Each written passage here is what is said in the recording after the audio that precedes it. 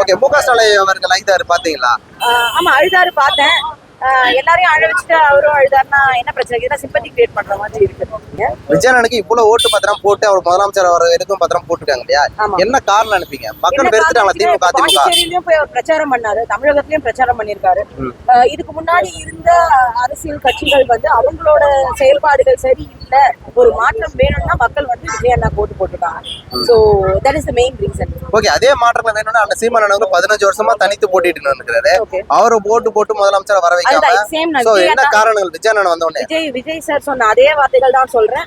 இப்ப 2 வருஷமா விஜய் உங்க வீட்டுக்குள்ள வந்துட்டு அவர் பண்ண காரியம் கிடையாது.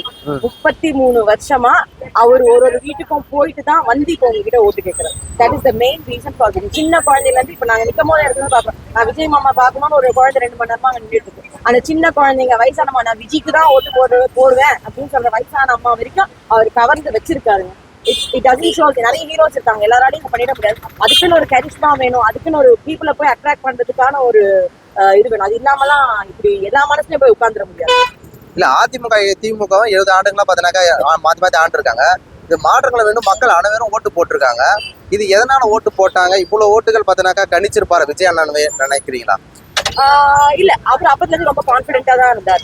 கான்பிடென்டா இருங்கன்னு நம்மளுக்கு வந்து ஒரு நல்ல தைரியம் சொல்றாங்க. எல்லாமே கட்சி ஆரம்பிச்சாலுமே எல்லாருமே தோக்க போறோம்னு சொல்ல போட்டாங்க, வெற்றியை தான் சொல்லுவாங்க. ஆனா மனசுக்குள்ள தெரியும் நம்ம ஜெயிப்போமா தோப்போமான்றது தெரியும் இல்லையா? சோ அது கேக்குறேன். அது தெரியல, அது அவர்கிட்ட தான் கேட்கணும். சீமான் அண்ணனை பற்றி உங்க கருத்து என்ன?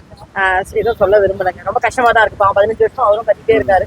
மக்கள் வந்து ஒரு சீட்டாவது கொடுத்துருக்கலாம், ஒரு சீட்டுமே கொடுக்கலங்கிறது ஒரு வருத்தம் தான். ஏன் அவர் ஐதுன்னு பேசியிருக்காரு? அந்த காணொலிலாம் பாத்தீங்களா?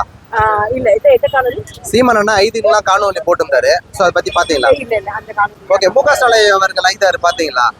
ஆமா, அழுதாரு பார்த்தேன். எல்லாரையும் அழ வச்சுட்டு அவரும் அழுதாருன்னா என்ன பிரச்சனை? இதெல்லாம் சிம்பத்தி கிரியேட் பண்ற மாதிரி இருக்கு. மக்களுக்கு ஏதாவது நல்லது பண்ணி அவர் தொகுதிக்கு நல்லா பண்ணிருக்காரு. அவரோட தொகுதியில வந்து நல்ல நூலகம் கட்டி கொடுக்கறதோ, ஃப்ரீ லேடிஸ் ஜிம் கூட இது பண்ணி கொடுக்கறதோ, பார்க்ஸ் டெவலப் பண்றதோ எல்லாம் பண்ணிருக்காரு. மக்கள் டெவலப்மெண்ட்காக ஏதாவது பண்ணிருந்தாருன்னா மக்களும் அழுதுருப்பாருன்னா அவரும் வந்து அழுதுருப்பாங்க. அப்கோர்ஸ், ஏன்னா அவர் ரொம்ப வருஷமா வந்து ஆட்சியில இருக்காரு. அவரை ஃபாலோ பண்றவங்க, குழந்தையில இருந்து அவரை ஃபாலோ பண்றவங்களே இருப்பாங்க, அவங்க அப்பா அம்மா ஃபாலோ பண்ணவங்க இருப்பாங்க. பட் இன்னும் கொஞ்சம் பெட்டரா பண்ணிருக்கலாம். இல்ல, முக ஸ்டாலின் அவர் கொளத்தூர் தொகுதியிலே பார்த்தனா தோத்துட்டாரு இல்லையா? ஆமா. சோ அத பத்தி நினைக்கிறேன். இது ரொம்ப பின்னடைவு தான். அவரோட தொகுதியில அவர் தோத்துட்டாருன்ற பட்சத்திலே மக்கள் வந்து அவர் தூக்கி அடிச்சுட்டாரு. மக்களுக்கு ஒரு மாற்றம் வேணும்ன்றதால தான் இது பண்ணிருக்காங்க. இல்ல, மாற்றம் வேண்டும்னுட்டு அதிமுக திமுகவும் இந்த அளவுக்கு பின்னாடி தள்ளி இருக்காங்க இல்லையா? சோ அது மக்கள் அதிகமா வெறுத்துட்டாங்களா? சோ அதிமுக திமுக வேணானு மக்கள் வந்து அதிமுகவை நம்பி திமுகவுக்கு போட்டாங்க, திமுகவை நம்பி அதிமுகவுக்கு போட்டாங்க. இப்ப 2 பேருமே இல்லங்கிறதால தான் this Vijay wave has created. இப்ப மக்களுக்கு அனைவருக்கும் அரசியல் புரிதல் வந்துருச்சா? ஏன்னா பணம் கொடுத்தா நம்ம யாருக்குனாலும் ஓட்டு போட்டுருவாங்க நம்மளுக்கு அப்படின்னு நினைச்சிருந்தாங்க. அப்கோர்ஸ்ங்க, மக்களுக்கு வந்து கண்டிப்பா வந்து புரிதல் வந்ததால. ஏன்னா இப்ப சின்ன குழந்தையில இருந்து எல்லாருமே வந்து அரசியல் பேசுறாங்க. இப்போ டீனேஜ் பசங்கல இருந்து எனக்கு ஏன் அப்படின்ற ஒரு இடத்துல இருந்து. ஓகே, விஜய் அண்ணா வந்து இத்தனை தொகுதியில் வெற்றி பெற இருப்பாரு நம்புறீங்களா? கண்டிப்பா இல்ல.